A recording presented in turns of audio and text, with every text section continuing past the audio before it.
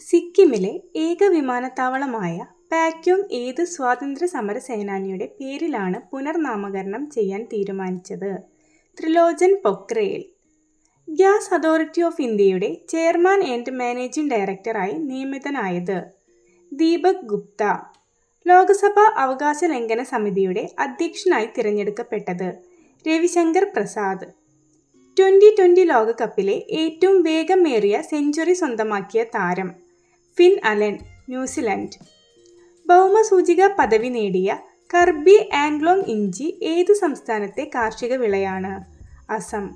Indian മഹാസമുദ്രത്തിൽ Sri Lankan തീരത്തിന് സമീപം American അന്തർവാഹിനിയുടെ ആക്രമണത്തിൽ തകർന്ന ഇറാന്റെ യുദ്ധക്കപ്പൽ? ഇറിസ് ദേന.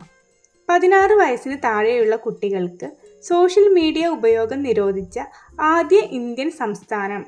Karnataka. Kerala genome data centre നിലവിൽ വന്നത്? തിരുവനന്തപുരം. മനുഷ്യ വന്യജീവി സംഘർഷങ്ങൾ കുറയ്ക്കുന്നതിനായി പ്രൊജക്ട് ഹനുമാൻ ആരംഭിച്ച സംസ്ഥാനം?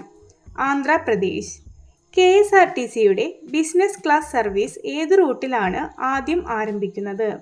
എറണാകുളം ടു തിരുവനന്തപുരം.